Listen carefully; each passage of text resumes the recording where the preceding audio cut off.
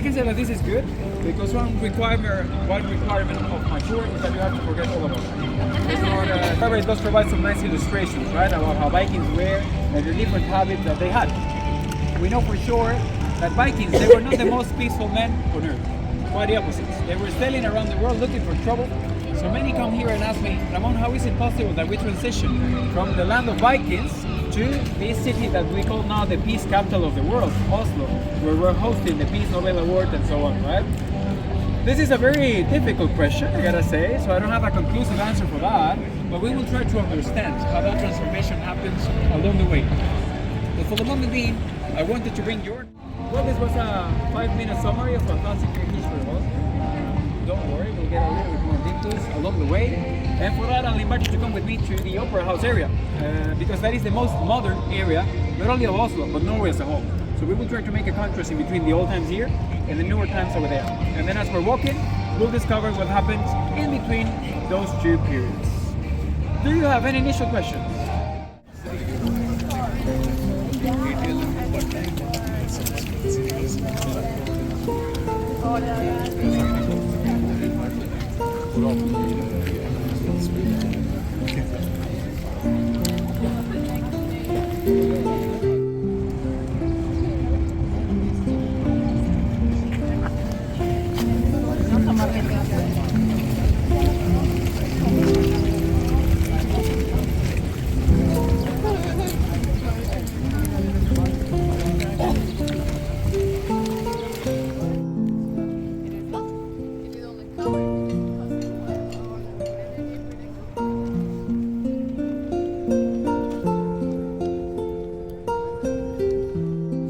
Okay, it's not at every stop that I can offer you a place to sit. So I will say don't be shy, again, please rest for a little bit. You will thank me later. Hey, lovely, welcome to this area here that I have behind me. On this side is known as Bjørvika, on this side is known as Sørenga. Altogether, it's the most modern area of Oslo and Norway in a way. 20 years ago, there was nothing here. This was only a small commercial harbor. And then at the beginning of the 2000s, the municipality of Oslo decided to create a multi-purpose project here, having in mind many different things. Cultural projects, tourism, residential projects, finance, and so on. And for that, they wanted to start with giving the city some sort of icon, in a way. So they came up with the idea of this lovely building behind me, the Opera House. Before I give you some context about the Opera House, let me ask you first. When you look at it, what do you think was the inspiration of the architects? It was a Norwegian firm. So what do you think they were trying to portray with the design? Iceberg. What do you say? Iceberg. An iceberg, indeed. And I get this answer right every single time within my tours. I have a perfect record. So I guess they did a good job because people can really tell. At least, you know, like if not on your own, once you're told, you get the idea that it is trying to portray an iceberg because it's supposed to be bright white like ice in a way. And for doing so, can you identify the main material they had to use for the construction besides glass? It is marble. Marble indeed. And because of so much use of marble, it was a little bit polemic back in the time of its construction. It took 4 years to be built. It was finished in 2008. And at that moment, the total amount of this, since marble is not a local resource from Norway, so they had to bring all of this first quality marble from Carrara, from Italy, that made that the total amount of the construction was the equivalent to 7% of the national budget of Norway. And coming from Norway, that's an insane amount of money, right? It's a number that don't expect me to remember because I won't. But in any case, that made that it was a little bit polemic, as I was saying, right? Reality is that people were not complaining about the amount, but about how they were using that much money. Because for them, being this a new icon for the city and for the country, in a way, they wanted it as much as possible to be built with natural resources from Norway. And the alternative that was in place was a granite that they have used in other important buildings. But reality is that that granite, although it's a very good in terms of quality, it is way darker. So for the firm, they said no because it was as important for them that it looked like this. They managed to persuade society, and I think it actually paid off because no one really talks about that anymore. I just want you to know about this shocking number of 7% of the national budget. At this point, everyone just loved the Opera House, and why wouldn't you? You don't even need to like opera to enjoy of this building, because this is the only opera house in the world that you can climb. So at all points of day, as you can see here, every single day of the year, you can go up and down the opera house to enjoy of a lovely view of the fjords, the city, and so on. During summer, they also host many events outside as well, and most of them are for free. So people really, can have a connection to the opera house without paying a single ticket to the opera. It is a very nice spot for sunsets, I will suggest. Today might be a good try. Just check, it might change any minutes for good or for worse, so let's see. But you might want to come here around 5 p.m. if that is the case, of enjoying a nice sunset. Yesterday was stunning if you were around, so that might be a possibility for today as well. Before you go there, I wanted to recommend to you that you visit that building there at the corner. That glass building is the Vigeland Public Library. It opened in 2020. So in the midst of the pandemic, they didn't stop the construction. It was finished on time. And it has the particularity that only 1 year after it opened, it received the award as the best library of the world. That one over there. It's public, it's for free. So if I were you, I wouldn't miss a chance to just pop in, and you will discover on your own quite easily why it has been named as the best of the world. It has such a marvelous design that goes way beyond a simple place to study or to read. Just make sure that you go to every floor, because each of them they have specific purpose, right? And if you continue with this tour, first you go to the library, then you go to the opera house. You might even reach that huge building behind the opera house over there. I don't think you can see it, but those of you from this side can see the tip of it. Do you know what that building is? Which one? Exactly. The new Monk Museum. And I emphasize on the new one because some are still looking for the old one located in the current city center, since that one was finished in November 2021. So it's about to be 4 years now. As you can see, majority of these buildings are not even from this century. They are from this decade. Brand new, waiting for you to go and enjoy, in this case of Edvard Munch's art. I hope you know Edvard Munch. He was one of the most famous painters of the world, expressionists of the world, and he got particularly famous for one painting known as Scream. Very good. Now, do you know how many versions of the Scream are in that museum? 3. Have you been to the museum? Yes. Good. Did you see the 3 versions of the Scream? You saw 2? Okay. I'm giving you this information because I know that is a very popular attraction here in Oslo, right? To go to the Monk Museum. And you should consider it because it's wonderful. But many don't know that the 3 versions of the Scream are located in the same exhibition. However, you won't be able to see them all at once. It's only one at a time, and every half an hour they will be rotating them. So you need to go back and forth from that exhibition, at least for an hour and a half in the museum, if you want to see the 3 different versions of the Scream. Hour and a half wouldn't be enough anyhow, because they hold there more than 4,000 pieces of book. So you can spend the whole day there if you wanted to. And if art is not your thing, you can still go to the museum, take the elevator, go straight up to the skybar, and you will have an even better view than from the opera house over there. So you can do both, right? This whole area here is actually way more popular during summertime. This is the area where we're coming here to enjoy of the summer, sunbathing, swimming in the fjord, renting, paddle, kayak, all of that you can get over here. And you can also enjoy of another very popular Scandinavian activity, the one that you were asking me about, the saunas. So all of these floating houses that are around, those are saunas. People do them in the summer, but they are most popular during winter, because the idea is to get a strong contrast in between warm and cold. And I can tell you, it gets worse than what we have now. During proper winter, despite being this salty water, it will get completely frozen in the edge of the opera house over there. So you will only have small holes in front of each sauna to jump and do what they call here ice bathing. For many things, I like to consider myself Norwegian already, but for some others, I'm still coming from the Caribbean. I won't touch that water during winter. But if you happen to be here during winter time and you want to enjoy the proper Viking experience, please give me a call. I'll come here and take the pictures for you. That's the most I'll do. But during summer, I gotta say that it is lovely.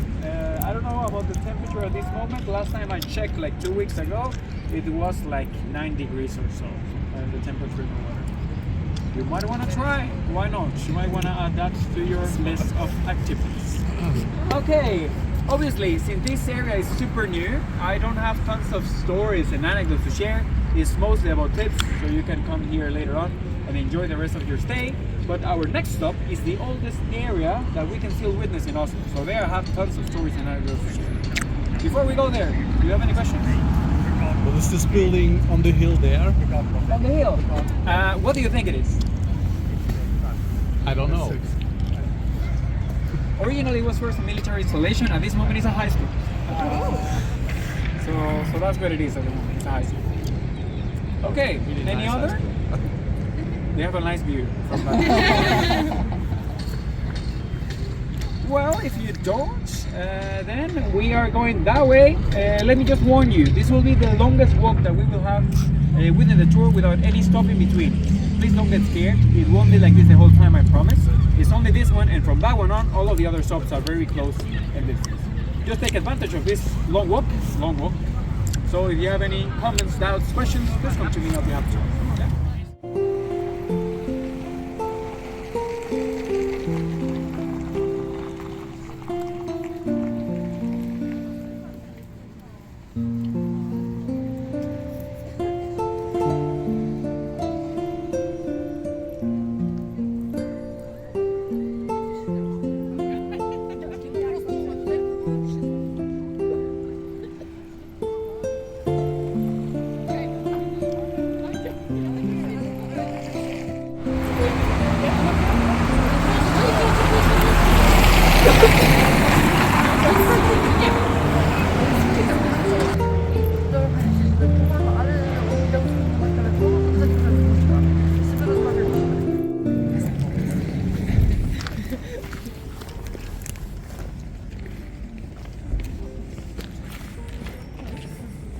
No, at all, please. Longest walk of the day, done. Here we are at the second city center of Oslo. As you can see around you, you can see that it looks kind of older, although it has been well maintained, but it is actually quite old. It's from the 1600s, right? So after the big fire in 1624, the city center was moved here. Before I give you some context, let me ask you some questions as well. First, this area, as you can look, it's called Quadraturen, which translates from Norwegian as the square. So they weren't really creative with the name, right? Now I want to test if something else is obvious to you.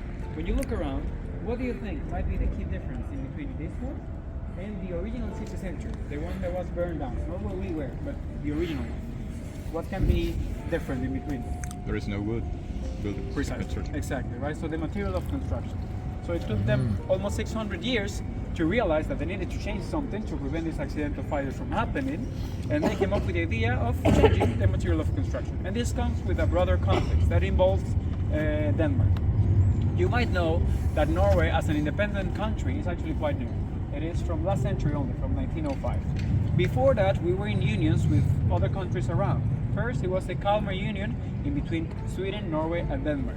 Then Sweden stepped out of that union and it was only Norway and Denmark together. But at that point of time, it was not really a union on equal terms. It was more like Norway was under the domain of Denmark. So all of the political power, the political decisions, everything was based in Copenhagen, not here in Oslo. The king of the time, his name was Christian IV. And when Christian got to hear about this big fire, he thought of it as something serious enough for him to come personally and assess the situation. He started watching.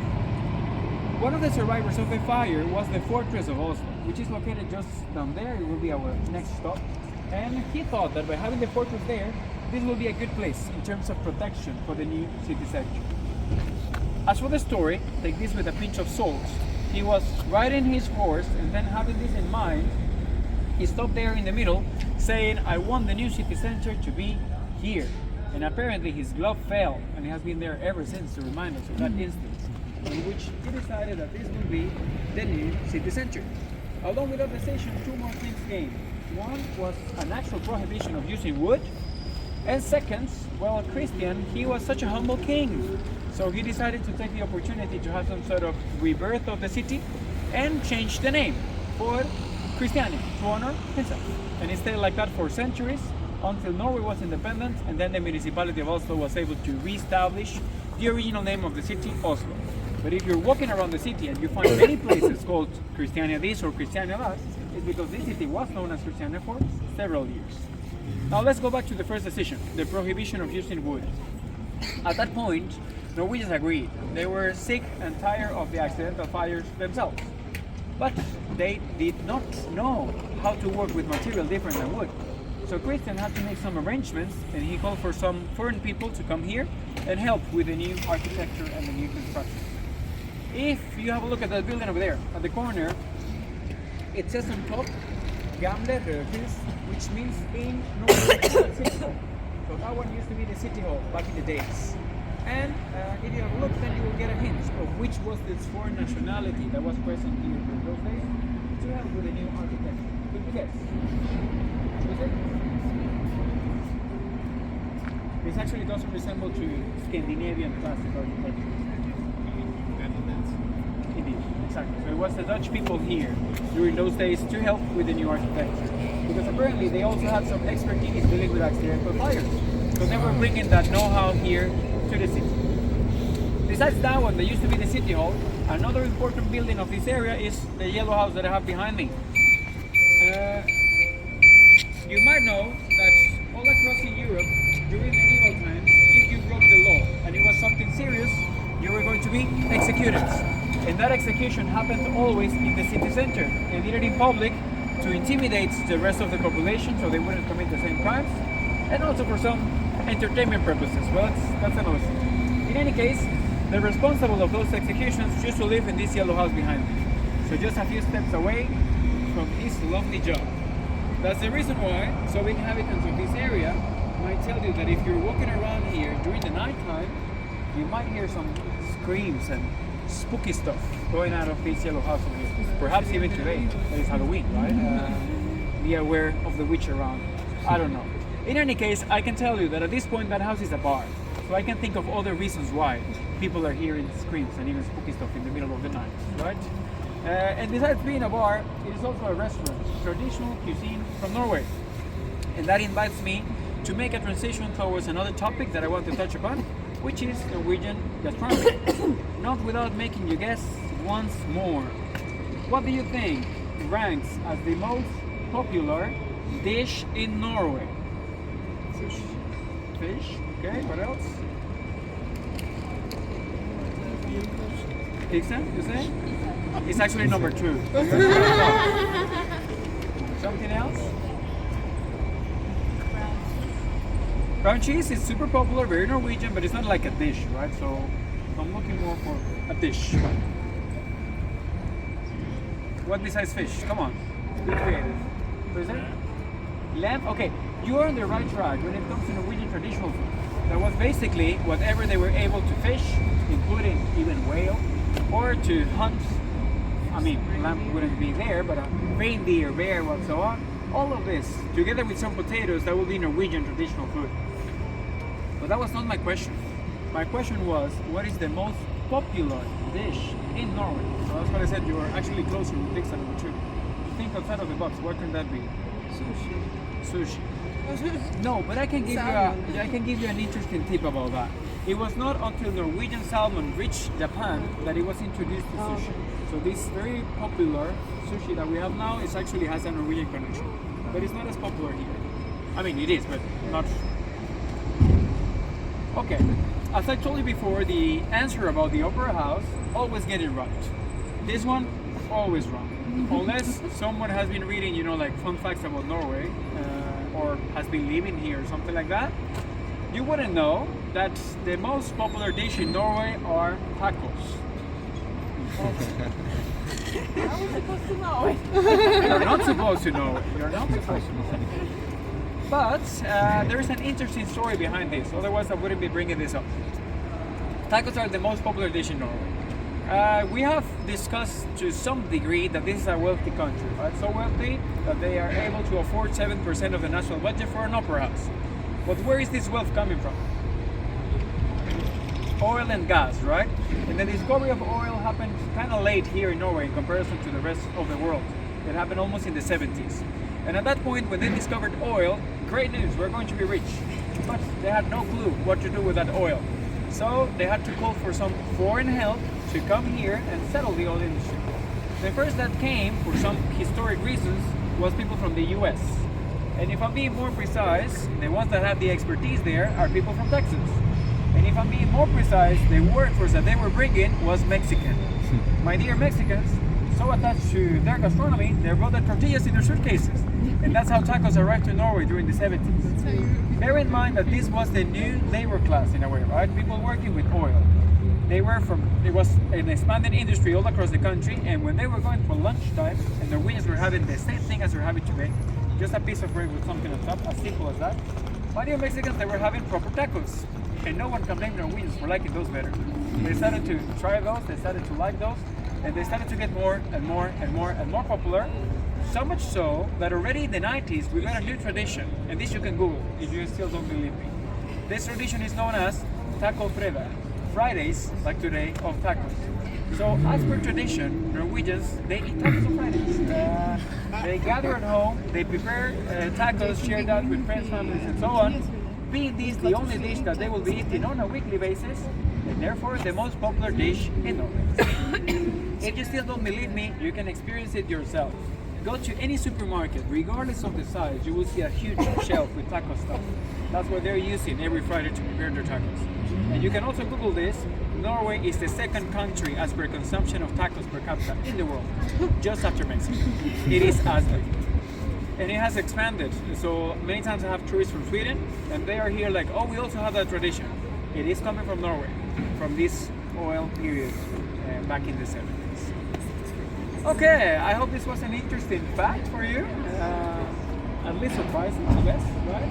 And unless you have some questions now, we are ready to proceed to our next stop, which will be the fortress as I anticipated.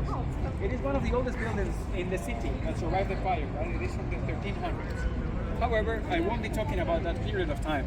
I will focus on the role that it played during the Second World War, because I want you to have a little bit more of contemporary history of Norway as well. Are we good on that? Any questions? No one is asking where to eat the best tacos in Oslo and stuff like that? As I tend to hear. Do you have a recommendation? Okay. You see, I'm just saving time, because otherwise at the end people will be coming to me and ask me about that. Reality is that whatever I tell you, it won't be what I'm saying is the Norwegian traditional taco, because those are homemade. So whatever I tell you to go, it might be good or not, but it will be the same kind of Tex-Mex thing that you will eat wherever else. I can only say that the most popular place is very easy to remember because it's called Los Tacos, and they are well known because they are the cheapest beer in Oslo. So you might want to try both at the same time. Are we good then? Let's go to the fortress.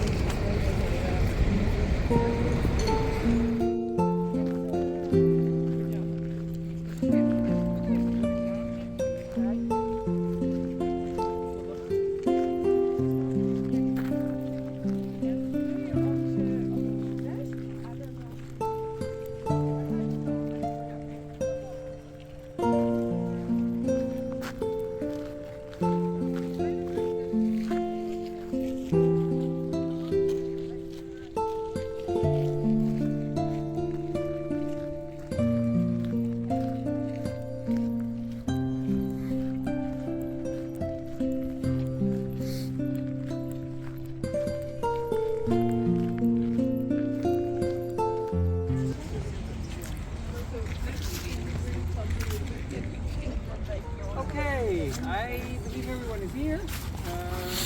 Unless the person that is running is part of our room, which I don't think so. Yes. Anyhow, I'll let you know a little bit of what I have behind me, but I will focus on what I have here, right? The fortress. As I said, from the 1300s, but let's talk about the role that it played during the war. And for that, I will start with the intention of Norway, because Norway wanted to remain neutral during the war. They did not want to participate in any way, but that intention was they were part of it. So let's wait for them a little second, since they are making an effort. Since they are making an effort.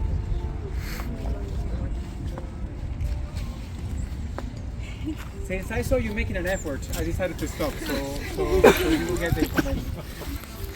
I was saying that I will focus on the role that this is playing during the Second World War, and for that I have to start with the intention of Norway, that wanted to remain neutral. So that intention was not made possible because there was quite a different intention, borderline obsession of Hitler of taking over Norway. Do you know why? Why was it so important for him?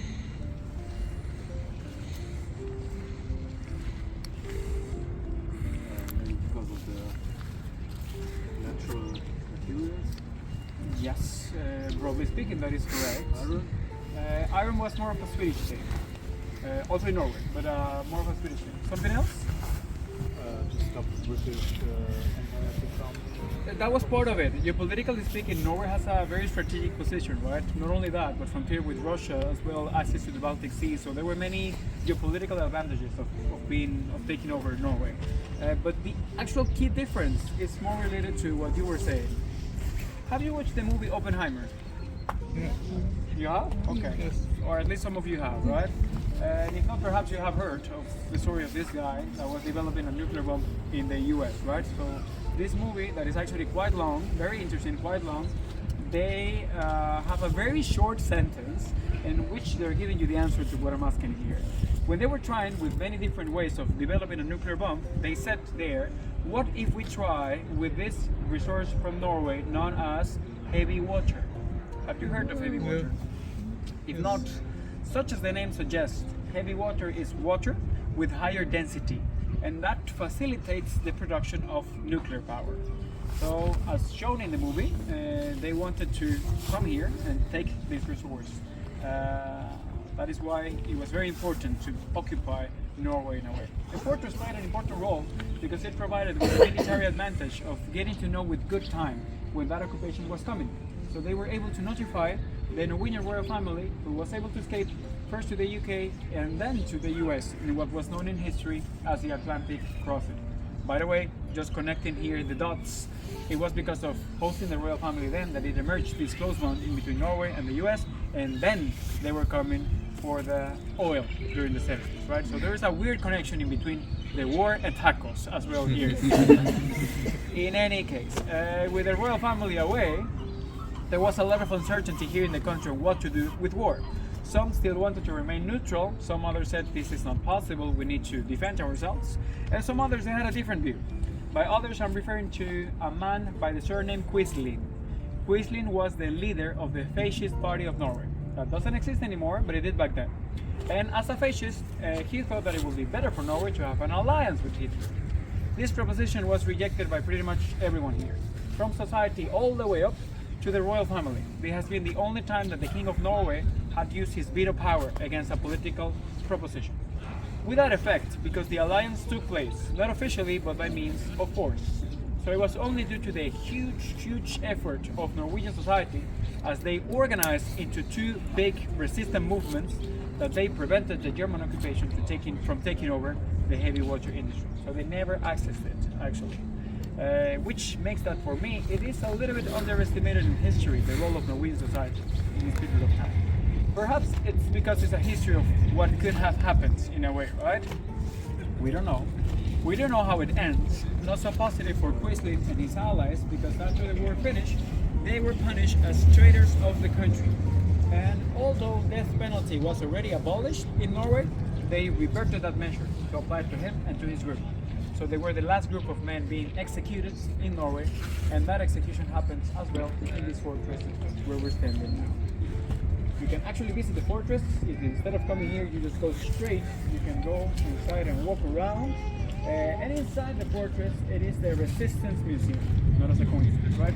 So if you want to learn a little bit more about this period of time, that is the right place to go. I just wanted you, at least, to have some general knowledge and references about this period of time. Having said so, we can move on towards the brighter times of Norway. As you can see behind me, see what time that is, that area over there is known as Aker Brygge. It's quite touristic, quite popular, tons of bars, restaurants and so on. Nice for going on a stroll there.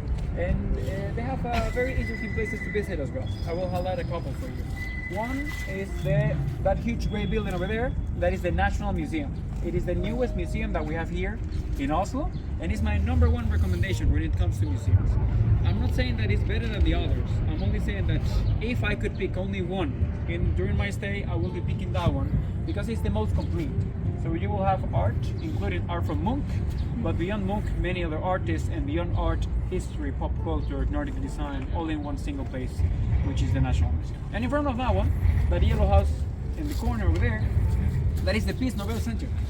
So you might know that the founder of the Nobel Award, Alfred Nobel, he was actually not Norwegian, he was Swedish. and he established his foundation in Stockholm. And all the other awards are being hosted there in Stockholm, with the exception of the Peace Award. So now my question for you is, why, if he was Swedish and everything else is in Stockholm, what do you think that, well, they have here the Peace Award?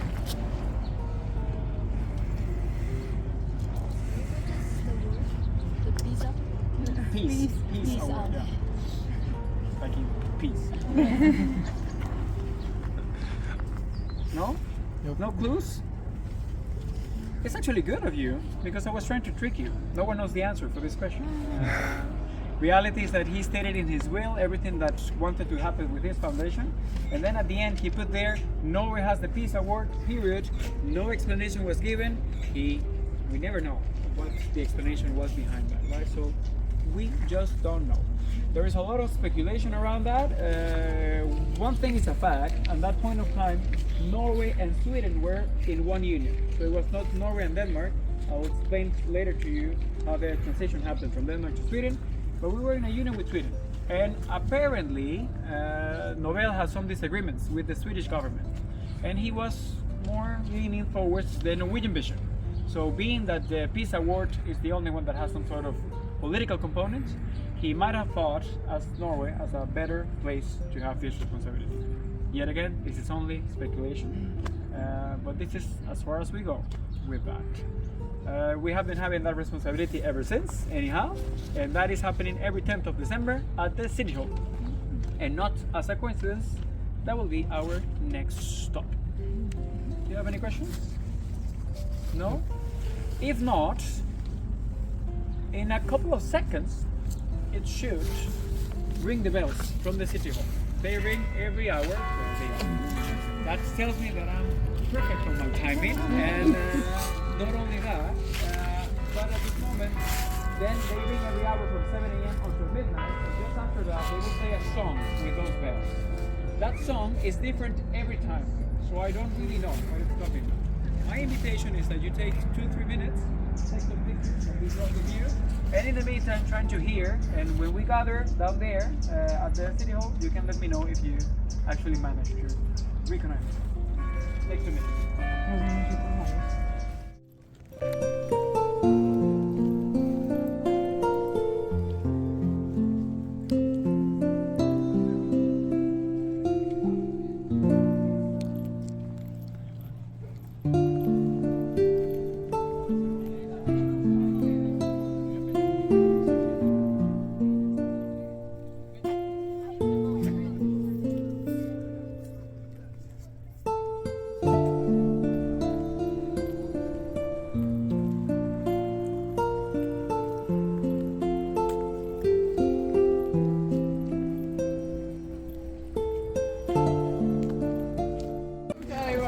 First winter I never experienced. Specific significance, including those legendary.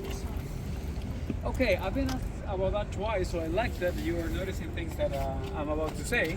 And that is about the sculptures that you have over there, right?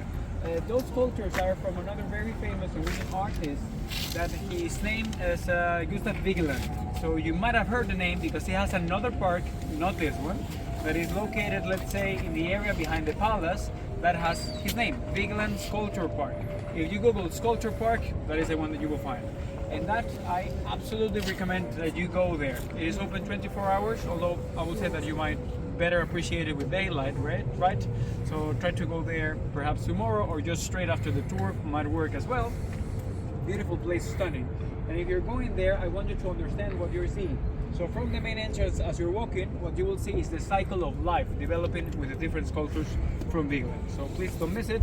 I spared that on purpose, so just to show you this here as a sample. Now we're ready to Vigeland, but if you Google Sculpture Park, that will be easier for you to just remember. And go. Okay, we can transition now towards the City Hall. But for that, I'll ask you first, did you recognize the song? You tried? I also tried, but I couldn't. Yeah, no chance. As I said, it's different every time, so don't expect me to know every single song of the world, you know? But I always invite people to try because sometimes we hear very popular stuff. During Christmas, tons of Christmas songs, but once I heard with my tour the Harry Potter jingle, so whatever can come. Okay, having said so, I bet you can tell some differences, at least in terms of size, with the previous city hall that I showed to you before, right? That is because this one here came with a new and independent Norway that in a way wanted to show off everything they were capable of doing as a new and independent country. So before, as you might remember, they were not even able to work with brick on their own. So why not put together more than 8 million bricks for the construction of our new city hall? By the way, in the lower part, that is made out of the granites that I mentioned could have been the alternative for the opera house. Very good material, but as you can see, it is obviously darker. So that was the whole reason for the discussion. The construction of this building started in 1931, but it had to be stopped due to the war. And it was then resumed in 1947, being finished in 1950.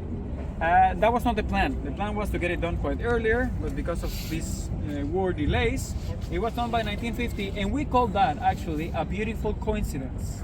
So let me see if you're able to connect the dots of the tour. Why would it be a beautiful coincidence to have this done by 1950? Because it was set up in 1050 Oslo. There you are, perfect. Nice and fast memory. Sometimes it takes some time for people, right, to figure that out. Indeed. Also was established in 1050, so by getting this done as a coincidence in 1950, we call it a beautiful coincidence because then we got a huge celebration for the 900-year anniversary of the city. It's turning 75 years this year, the city. By getting it done in 1950, it was one of the peaks of the labor movement here in Oslo. So that is the reason why they adopted a brutalist style for this building. That I know tends to be object of criticism, but for that I say a couple of things. First, you might want to notice that as part of this attachment of the brutalist style with the labor movement, you will see that the soldiers that are located behind, those are representing different professions integrated in this labor movement. If that is not enough for you to like it, I will say that first, wait until we are on the front side. This is the back side of it. So the front tends to be better for people, right? And not only that, never judge a book by its cover, because what is actually beautiful for this building is the inside of it. It is some sort of hidden gem of the city because not many know that you can get inside for free every day from 9 a.m. until 4 p.m. So actually, we will end our tour not so far away from here, so you might want to just return or wait until tomorrow when it's raining and you want to do indoor things. Then that might be a recommendation as well. That you go inside. It's open during the weekends as well. So you go inside, you will see what a beautiful place it is. Every single wall is covered with frescoes, super colorful, bright frescoes portraying modern history of Oslo. And the first thing that you will see as you get in is the main hall where they're hosting the ceremony for the Peace Nobel Awards every year. Right? And you can access the other chambers as well.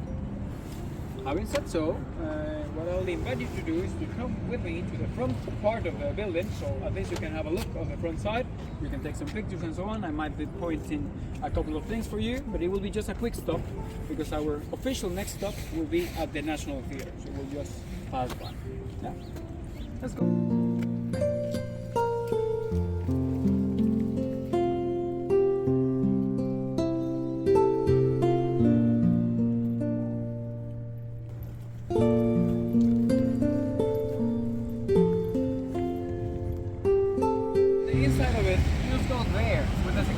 Guy is waiting for you to let you pass. You will just pass by a kind of airport security check because it's a city hall. At the end of the day, it will be very quick. So you just go inside and you'll have a look. If you have the time, you can even check on the website. They have also tours inside if you want to learn even more information about the city hall and the city itself, because they will let you know about different moments of its history. I talked about the bells before. You can see the biggest showing up there. In total there are 49 bells ringing every hour. I'm talking about the time.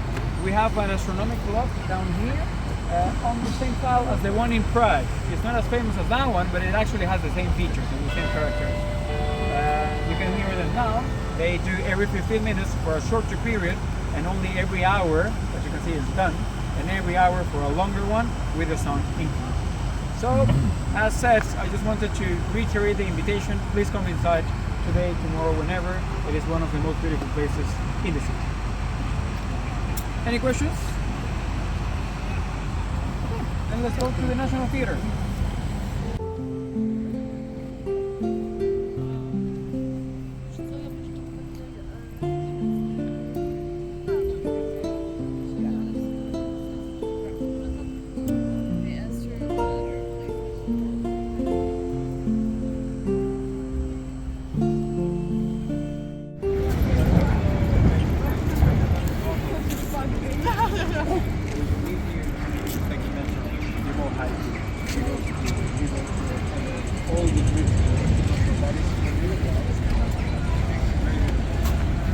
Okay, perfect.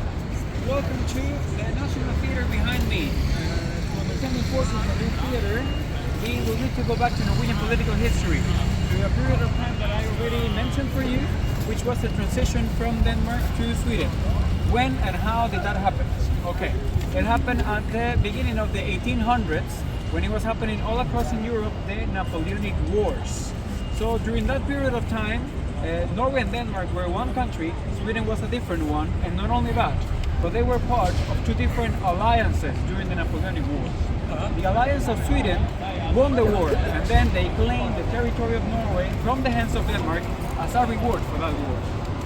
I'm obviously oversimplifying things here, but I just needed you to know, as per context, that because of the Napoleonic Wars at the beginning of the 1800s, it happened this transition from Denmark to Sweden. And that meant that they started a new union, right? With a different king as well. His name at the time was Karl Johan. So you might have heard the name because the main street of Oslo is named after him, Karl Johan's gate. Karl Johan, despite being the king of Sweden, he was actually born and raised in France. So he was French of nationality, and one might say as well that he was French of mentality, because he wanted to bring to his new territory, Scandinavia, everything that he thought Scandinavia was lacking, and France had abundance of. What was that? At the time, high culture. So we can even draw some sort of imaginary line in the street that we just crossed. And from that street over there, it will be a good representation of the union with with Denmark, and from this street over here, it will be a good representation of the union with Sweden/France in a way. You will not only see that the architecture is a little bit more French-alike, but more than that, the purpose of the buildings that were built during that period of time had a particular cultural purpose. It's not a coincidence that then we got National Theatre, for example. The Palace of Oslo was also built during those days, and even Karl Johan's gate, the main street, well, it was meant to be a new boulevard that will compete with Champs-Élysées. I don't think it did. But in any case, that was the original purpose. As for this building here, the theater, if you are into theaters, unfortunately, majority of the plays are in Norwegian. Sometimes you might find some options in English, especially if they're coming from this man over here, Henrik Ibsen, that you might know about because he's one of the most famous playwrights of the world. Here we're very proud to say that he's only second to Shakespeare. And on the other side, over there, that is another man that I know you know about. Let's see if you remember. His name was Bjorn Stjarne Björnsson. Who was that? The tiger guy, exactly, right? As people tend to call him within the tours. He was way more than that, I gotta say. He was the first recipient of the Nobel Award for Literature. He wrote the national anthem for Norway, many things. So he was quite an influential man in Norwegian society. Therefore, he got his place in front of that theater. Okay, let me tell you, as part of our tour, we don't really go and visit the palace, the Norwegian Royal Palace. Why? Because it's that way and we're going that way, so we can only pick one, right? However, I like to include within my tour some words about the palace, so you have some references, and most importantly about the people making a life there, the Norwegian royal family, right? So what I will invite you to do, since we have good time, is I'll let you know this couple of words about that. Then we will go to that corner so I can show you at least the palace, and we will then turn the other way to the parliament. We normally go through the middle, but they are preparing for the Christmas market, right? Which is what they are establishing there. Having said so, some words about the palace. The first stone of that palace was put by the king himself, by Karl Johan, 200 years ago, in 1825. And it was finished in 1844. When people tend to see the palace, they come to me and say, unless I'm giving this introduction, well, but this is not as majestuous as other European palaces around. And that might be true, but you need to bear in mind the original purpose of that building. Because at that moment, there was not a Norwegian royal family. It was only the Swedish royal family that was building a secondary palace, a summer palace for Oslo, right? So if you take it as for what it is, I actually think it's a very nice summer place. That's what I would say. More than that, the royal family. I'll give you a fact and then one question. The fact is that the Norwegian royal family is highly, highly loved, appreciated here in Norway. The question is, why do you think it is like that? Why do you think they are so popular here?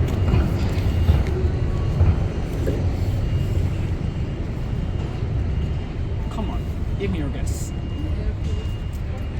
That is what I hear the most, right? That they are, seen as down to earth. They try to be among the people, sporty as well. They participate in winter sports and stuff like that, and more than that as well.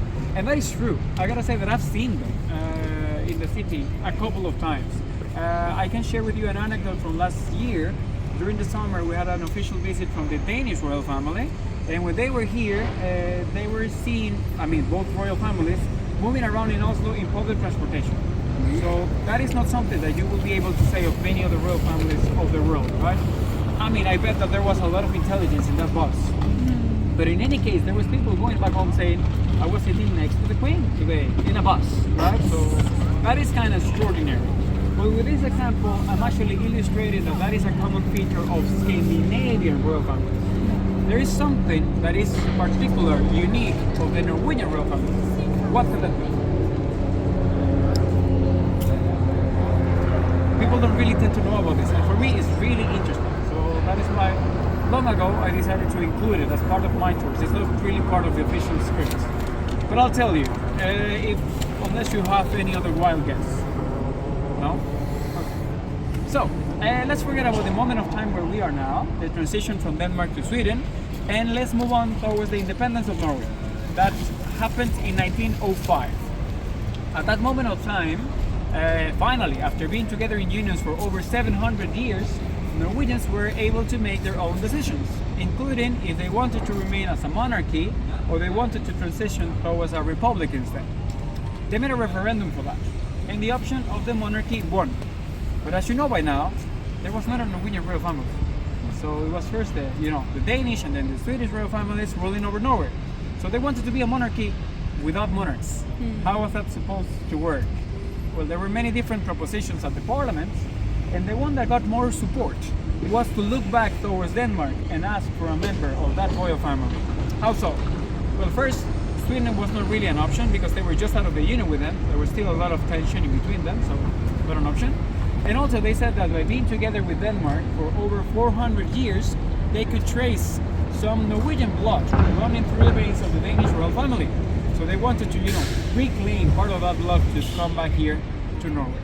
If you take this from a more practical approach, as a new and independent country, it was very important for them to make alliances with other countries. And by bringing a member of the Danish royal family, they will establish a good bond with Denmark. Not only that, that member was actually married to a granddaughter of Queen Victoria in the UK. So they will be bringing the UK to the game as well. With all of this in mind, they did so. They went to Denmark and they asked for a prince. This sounds like an episode of Game of Thrones, but it's modern history of Norway, right? They did so. They went there, they asked for the prince. The prince said yes, but he established one condition. I will only be the king of Norway if the people of Norway want me to be their king.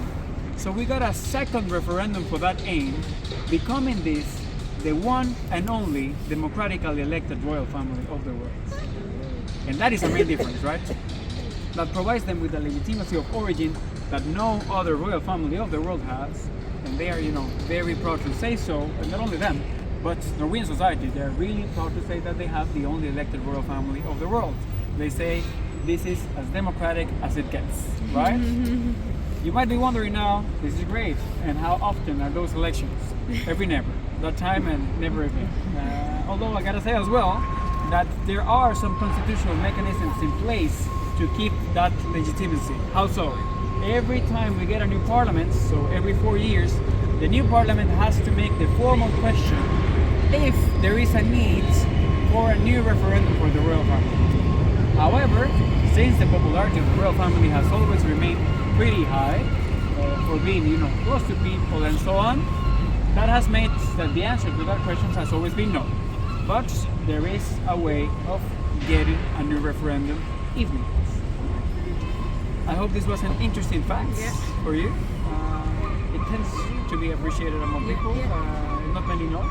So now you have something else to carry forward and share with those back home. Do you have any questions about any of that? I see you hesitated, or not? No? Okay, then if not, let's do as I said, right? So let's go there to the corner, let me show you the palace, and then we'll turn the other way. So we go to the parliament. Joker and there's the yeah. No, I agree. I really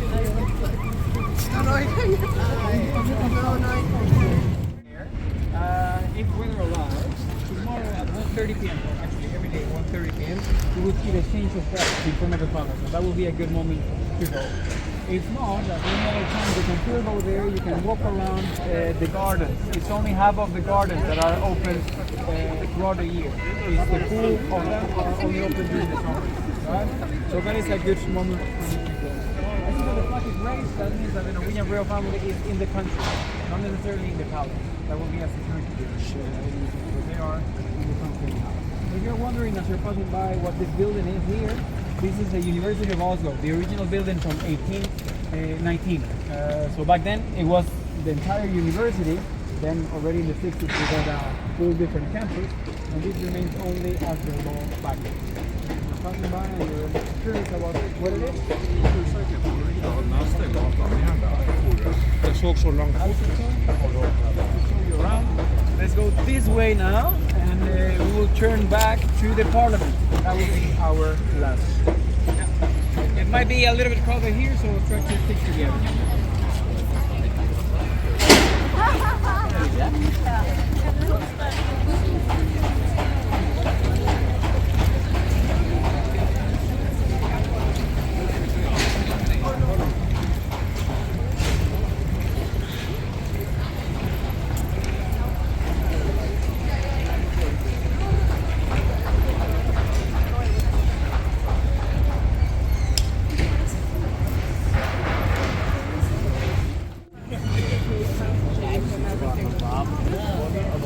Yeah, and also like I think it became more of like a tourist spot, like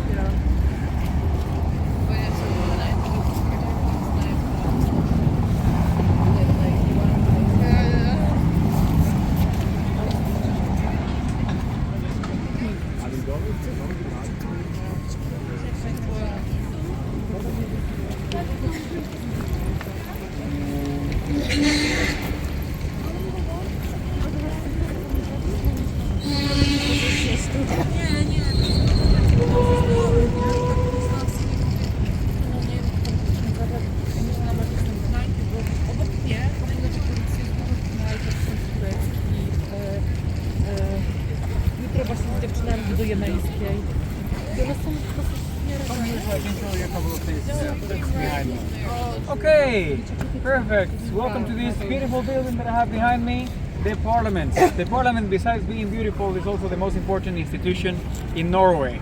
Not only for being a parliamentary system, but also because of historical reasons, right? So let's pick up in that moment where we stop the transition from Denmark to Sweden. Because at that moment of time, at the beginning of the 1800s, some Norwegian politicians, they said, why becoming part of a new union when we can be an independent country by now? Quickly they realized that it wasn't as simple, because they needed to have a couple of things in place for that. Starting with the constitution for Norway, because they didn't have one until then. So in the year 1814, they commissioned a special parliament with the task of writing a constitution for the country, after which they could claim that they were an independent country. This didn't sound like a good idea to Sweden, so they wanted to prevent this from happening. So this new parliament, they had to gather at a secret place just outside of Oslo and develop as quick as possible this new constitution. They actually managed to gather, discuss, write and sign the constitution in less than 2 weeks. So it was some sort of express constitution in a way, right? They did it so fast that they couldn't even wait for the representatives of Northern Norway to arrive to this place when they were where they were discussing. So when they came, that party was over in a way, right? That is why Norwegians have been claiming ever since that they have been neglected from the political decisions taken here in Oslo. Just to strike a little bit of a balance, bear in mind that they were really in a rush, and 200 years ago they just couldn't catch a plane and come here. The distance from Oslo to the northern part of Norway is almost the same as from Oslo to Italy. So 200 years ago it would really take over a month in this really complex geography that is in between to come. Just to strike a balance in between both positions. In any case, they managed to sign their constitution on the 17th of May 1814. For some, that constitution was a success, and for some others it was a failure. Those of the second group, they say so because the main purpose of the constitution was to be independent. And as you know by now, independence didn't come until 1905, right? So almost a century in between. Some others, they say that it was a good constitution anyway, it was a success because it was good in the sense of it is the same constitution that we have today. Some changes, but the same constitutional basis. Not only that, but they said that even if it did not give independence at once, it worked as a political negotiation tool to have a higher degree of autonomy in this new union with Sweden. And that is a fact. So before with Denmark, as I told you, it was some sort of total control. But with Sweden, all of the institutions, as per the constitution, they started functioning. And the parliament kept on working from those days on. In fact, this building was finished in 1866.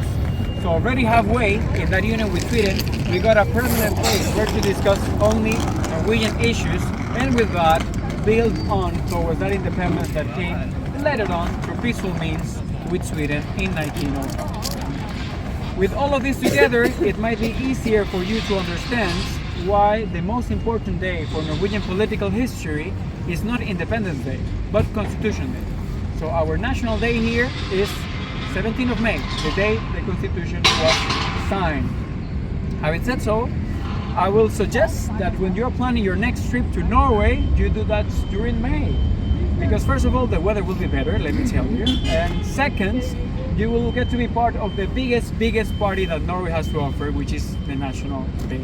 It is happening all across the country, and at least here in Oslo we start quite early, 7-8 a.m. with champagne breakfast, or then coming here with a huge parade, the main streets, all the way up to the palace, where the Norwegian royal family will be joining the celebration that will continue all day and all night long. I also like to say that it seems like Norwegians, well, they like to encourage nationalism from early stages, because during that day and that day only, kids are allowed to eat all the sausages and ice cream that they want. So they really cherish for National Day. They're looking forward for it almost more than Christmas in a way. Jokes apart, it is truly a beautiful celebration, so I genuinely hope that you can join us at some points in the future. I will end with some final architectural remarks of this building behind me. The use of brick was highlighted already back then, so as you can see, it is fully covered with it. It is also completely covered with windows to promote transparency as a value. And it has a circle in the middle up there to promote open discussion between parliamentarians. Many times I cannot even stop here for the last stop or somewhere around because there are protests going on in front of the parliament, right? So it's very common to have them here. And as you can see, the distance from where the protestants are and parliamentarians are is super close. So parliamentarians are always aware of what people are protesting about. And it's not unusual to see some parliamentarians going out, talking to their people, try to understand their concerns, try to figure out what to do. And this close bond that we have here with the authorities, with the royal family that you can meet taking a bus, or with parliamentarians that actually go out and talk to their people, this is the actual foundation of Norwegian democracy, and something that we are really proud of here in Norway. I will give you one last fun fact, and that is that, as you can see in front of the parliament, there are two lions, or two sculptures of lions. I gotta clarify, right? So in Norway there have never been tigers, lions, whatsoever of these animals that are around. It is not uncommon at all that you will see lions like this in front of many important buildings all across in Europe. It's coming from Greek mythology, because there it is supposed to represent protection. So they place them there as a sign of protection for certain buildings and so on, or houses even sometimes, right? That is not the fun fact. The fun fact is that back in the days, those constructions were being made by prisoners. That was the workforce that they had. So they needed to ask among those prisoners if one of them was able to sculpt, to do sculptures. And one of them said, yes, I used to do sculptures before, let me try. This was the results, and take this with a pinch of salt again, but apparently that prisoner had to face death penalty. But since people in charge were so satisfied with the results, he was given amnesty instead. In that case, we might discuss if the lions are protecting the building or not, but one thing would be for sure, and that is that they protected the life of the man that built them. And that is a fact that not many Norwegians know, but now you know. And talking about what you know, I haven't forgot about my quiz. So I won't close this until I cross-check that some knowledge is being carried forward. Although you have been replying correctly along the way. So I'll give you an easy one first. Okay, what is the most popular dish in Norway? You will never forget about that. Not even if you try, you will be able to get that out of your heads. Good, one that I'm actually more interested that you remember. What makes the Norwegian royal family unique? Good, perfect. This shows me that at least you remember two things. That leaves me satisfied. I hope that you are as well. Applause for you. This was the tour. I hope that you have enjoyed it. I hope that it was informative, entertaining, that you got to hear interesting information, learn some interesting things about Norway, but also got some nice tips to enjoy the rest of your stay. I tried to balance it as much as possible since I know this is a weekend group, more or less, right? Before we officially close, I need to ask you for one quick favor, and that is that I need to take a picture of this lovely group with a sign that I had with me before. Why? Simply because that is the proof that I have to send to show that I came today for work. No more than that. Full disclosure, right? So it is not mandatory. Don't feel forced to be part of the picture, but if at least some of you could be there, that would be of help for me. And talking about work, as you might know, for the majority of you, this is an entirely free walking tour. So we do this possible with your tips, so we can continue promoting these stories and anecdotes with others as well. But before we get into any of that, let's just start with the picture, and then after that I'll remain here for as long as you need me to answer any final doubts, questions, concerns. I'll be happy to take those as well. Let me get my sign. Could I get a volunteer to hold the sign for me while I take the picture? Volunteer, thank you very much, I appreciate it. If you can just turn, because I need to have the parliament as a background.